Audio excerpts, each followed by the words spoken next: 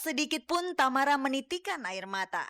Mungkin air mata Tamara sudah terkuras habis sejak masalah demi masalah mulai menggerogoti keharmonisan yang telah terjalin manis. Perbedaan, begitulah Tamara mendeskripsikan masalah yang selama ini ia hadapi. Namun, bukankah perbedaan itu akan selalu hadir di tengah dua manusia yang berbeda karakter? Tamara tentu menyadari hal itu, karena buktinya Tamara bersedia.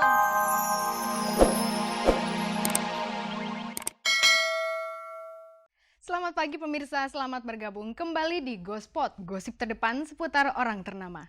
Saya Nela Ana akan mengajak Anda untuk menjelajahi seluk-beluk kehidupan dunia selebriti, menjaring gosip terpanas dan membongkar fakta yang tersembunyi di balik gemerlapnya kehidupan dunia selebriti. Dan pemirsa, jangan lupa ada kuis berhadiah 3 juta rupiah untuk 3 orang pemenang. Kalau Anda mau hadiahnya, jawab pertanyaan kuisnya di akhir tayangan nanti. Caranya ketik GS, spasi jawaban A atau jawaban B dan kirim via SMS ke nomor 6288. Dan pemirsa, bersama Gospot Anda tak perlu was-was ketinggalan berita. Dan inilah sajian segar dari meja redaksi Gospot untuk Anda yang memang haus akan berita-berita dari dunia selebriti.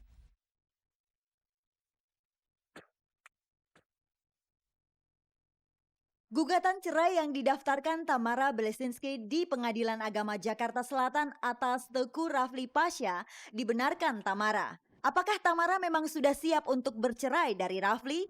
Rhoma Irama membantah sebuah kabar bahwa dirinya telah berpura-pura sakit untuk mengalihkan perhatian publik dari persoalannya dengan Angel Elga.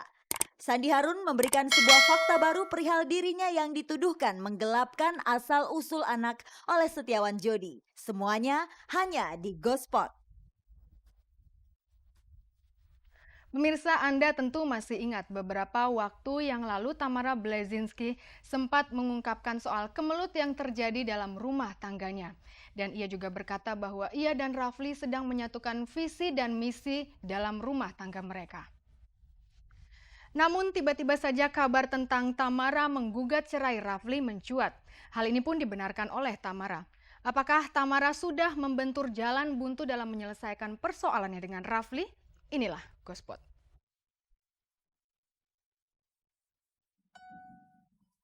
Tamara Bleszinski akhirnya membenarkan bahwa dirinya telah menggugat cerai suaminya Teuku Rafli Pasha.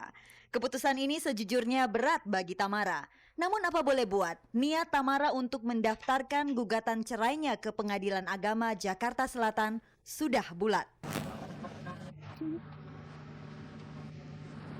Atas berita gugatan cerai ini, mungkin berita ini kurang menyejukkan dan beberapa pihak.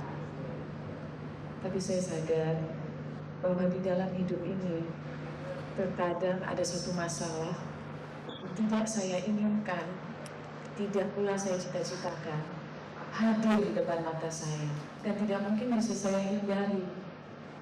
Tapi harus saya hadapi. Saya anggap ini semua adalah satu proses kematangan jiwa bagi kedua belah pihak, bagi pihak saya maupun pihaknya Mas Rafli. Perceraian ataupun perpisahan bukan berarti kita harus saling bermusuhan. Bukan juga berarti kita harus selalu menjelekkan satu sama lain. Karena bagi saya, kegagalan saya bukan salah siapa-siapa, tapi salah diri kita sendiri. Itulah kurang lebih prinsip hidup saya. Tak sedikit pun Tamara menitikan air mata. Mungkin air mata Tamara sudah terkuras habis sejak masalah demi masalah mulai menggerogoti keharmonisan yang telah terjalin manis. Perbedaan, begitulah Tamara mendeskripsikan masalah yang selama ini ia hadapi.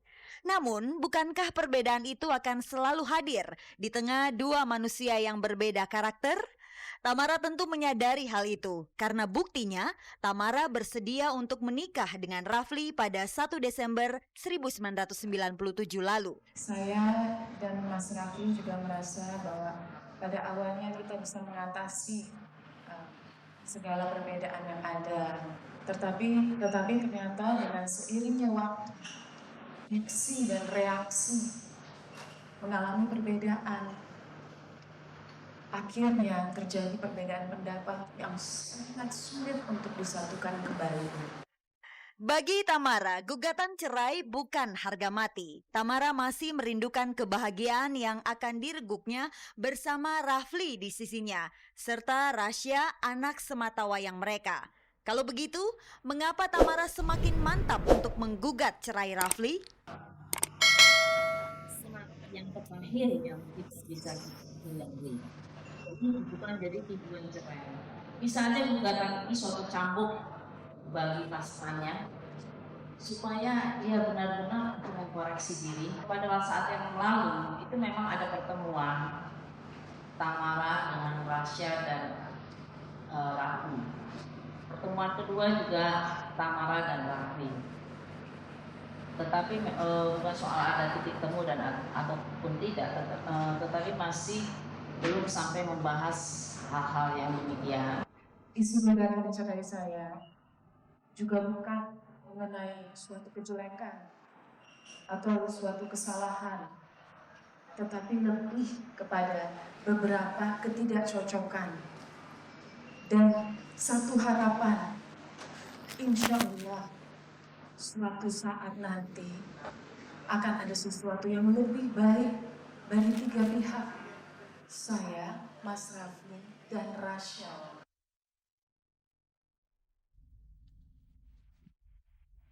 Mampukah Tamara merubah sikap Rafli agar suaminya itu mau memperbaiki diri dengan cara menggugat cerai? Pemirsa, gugatan cerai Tamara terhadap Rafli rupanya hanya sekedar cambuk agar suaminya itu mau mengoreksi diri dan mau merubah sikap jeleknya selama ini.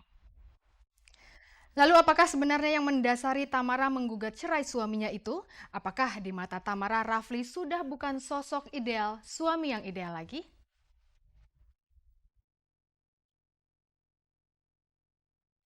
Begitu Tamara membenarkan bahwa ia menggugat cerai Rafli, pertanyaan yang kemudian menyeruak adalah apa sebenarnya perbedaan yang akhirnya memicu pertengkaran di antara mereka? Ketidakcocokan apa yang dikeluhkan Tamara? Apakah salah satunya soal faktor ekonomi yang timpang di antara kalian? Kabarnya, hasil jeripaya Tamara yang ia tabung harus terpakai untuk membangun rumah di kawasan elit Pondok Indah. Setelah menjalani kehidupan di sana, rupanya Rafli tidak mampu untuk membiayai kebutuhan rumah tangga. Sehingga mau tidak mau, Tamara dan Rafli harus pindah dan menetap bersama orang tua Tamara di daerah Pejaten. Sedangkan rumah mereka disewakan yang hasilnya digunakan untuk membiayai kebutuhan mereka sehari-hari. Saya mohon maaf, belum benar, tapi saya tidak bisa menjelekan orang lain. Saya tidak bisa merasa benar. Jadi saya harus menekan perasaan saya daripada nanti saya menyakiti pihak lain atau saya memutuskan tali silaturahmi yang Sudah baik. menekan perasaan, dan saya mohon pengertiannya. Saya tidak bisa jawab. Mas, Benarkah ada orang ketiga yang berasal dari pihak Tamara?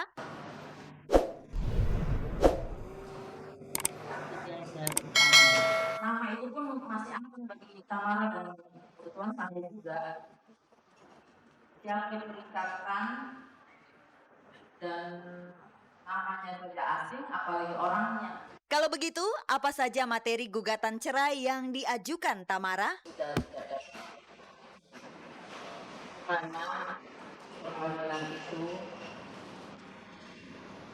tidak tercapai tujuan dari perkawinan untuk membina keluarga bahagia karena telah ada perselisihan yang terus-menerus antara Tamara Rafli, dan kemudian di dalam perkawinan itu Tamara dengan Rafli sudah melahirkan suatu anak yang bernama Rasya, mana masih di bawah umur.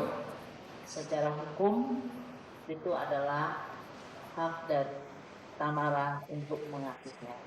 Nah, itulah materi gugatan yang saya dapat jelaskan kepada publik. Sejak 3 tahun terakhir bersama Rafli, Tamara mulai merasakan ketidakbahagiaan. Tamara ingin sekali dihargai sebagai perempuan karena kewajiban Tamara sebagai istri dan ibu sudah ia kerjakan. Tamara sangat menginginkan Rafli mengerti akan jeritan hatinya. Akan tetapi